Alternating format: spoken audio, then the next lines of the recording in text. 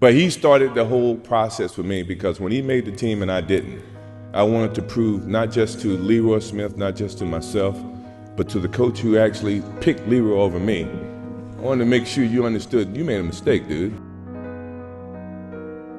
Imagine that, giving everything you have to the one thing you love most in the world, and then walking up to that list.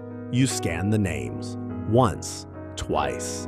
Yours isn't there, and just like that, the thing you believed in most didn't believe in you.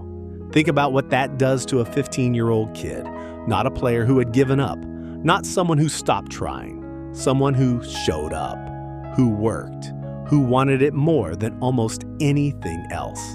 And the answer was still no. He went home that day and locked himself in his room, and he cried, not for an hour, not until he felt better, just cried. Because sometimes the pain doesn't have a timeline. And in that room, in that silence, a question started forming, one that would follow him for the rest of his life. What if they were right? What if he really wasn't good enough?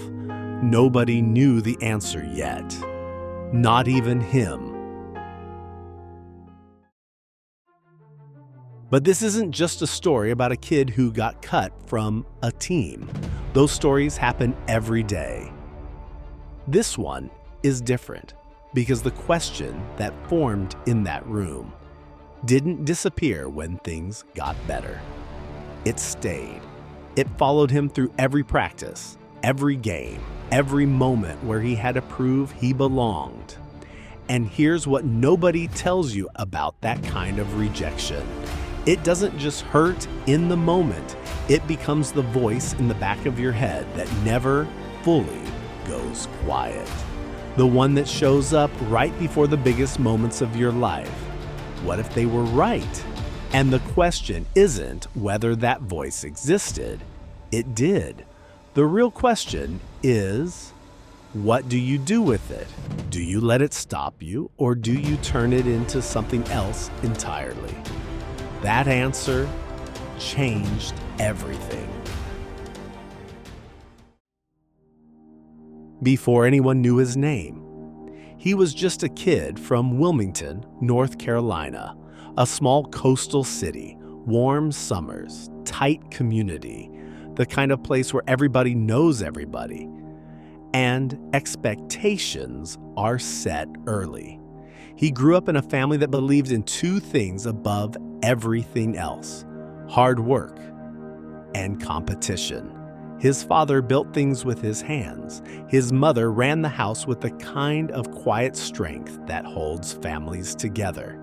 And between them, they raised 5 children who understood one thing from a very early age: you don't get anything you don't earn. He had an older brother, and that brother was good, really good, and growing up in that shadow, trying to keep up, trying to be seen, taught him something most kids never learn: that losing to someone better doesn't mean you stop. It means you go back and try again. So he played every day, morning, afternoon, after dinner, on the driveway, at the park, anywhere there was a hoop and enough light to see, because basketball wasn't just a sport. It was the place where everything made sense, where the noise went quiet, where he felt like himself, where he belonged. So when his sophomore year came, and the chance to play at the highest level in his school arrived, he didn't just want it, he needed it. He trained, he showed up, he gave everything he had, and then he waited for that list, the one that would tell him whether everything he had worked for was enough. It wasn't, and that moment changed him forever. The list went up, and his name wasn't on it. Not at the bottom, not tucked somewhere he might have missed. Just not there. And for a moment, the world went completely quiet. The kind of quiet that only happens when something hits you so hard that your mind hasn't caught up yet. He stood there, looking at names that weren't his, names of kids he had practiced with, played against, believed he was as good as, and the list said otherwise. He didn't make a scene. He didn't argue. He didn't ask why. He just walked away, alone, down the hallway, out the door, carrying something he didn't have words for yet. And the longer he walked, the heavier it got. Because this wasn't just about not making a team. This was the first time in his life that something he had worked for had looked him in the eye and said, "You're not enough." And he had no answer for that. Not yet. He got home, walked straight to his room, closed the door, and everything he had been holding in finally broke. Not for an hour, not until he felt better, just cried. Because sometimes the pain doesn't have a timeline. And in that room, with the door closed and the world completely shut out, a question started forming. One he couldn't push away. What if they were right? What if all the mornings on that driveway, all the hours at the park, all the believing wasn't enough because he simply wasn't enough? What do you do with a thought like that when you're 15 years old, alone in your room, with no way to prove it isn't true? You can't argue with a list. You can't negotiate with a coach's decision. You can only sit there in the silence with the weight of a question that has no answer. Not yet. And that night, nobody knew what was happening in that room. Nobody knew what that silence was building. Nobody knew that the most dangerous thing in the world had just been created. A person with something to prove. And the boy in that room, crying alone, with a question he couldn't answer, wasn't just any kid from Wilmington. He wasn't just another sophomore who didn't make the cut. He wasn't just another name that wasn't on a list.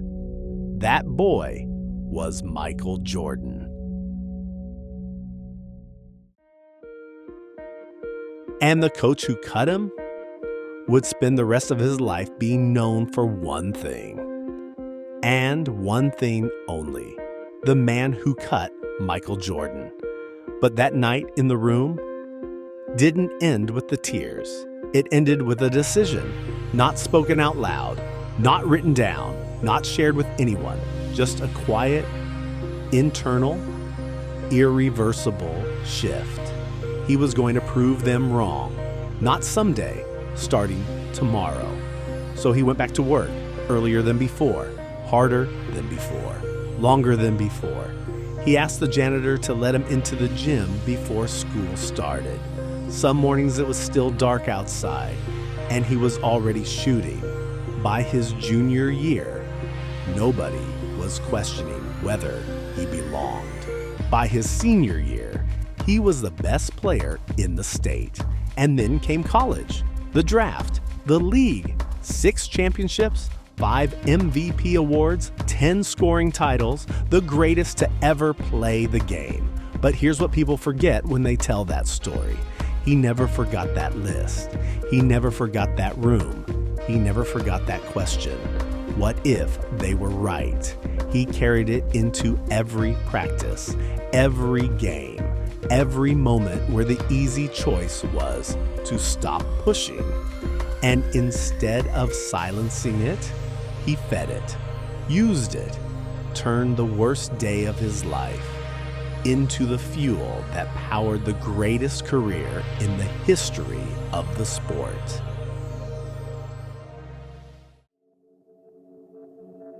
Years later, a journalist asked him about that day, about the list, about the room, about the tears, and he didn't brush it off.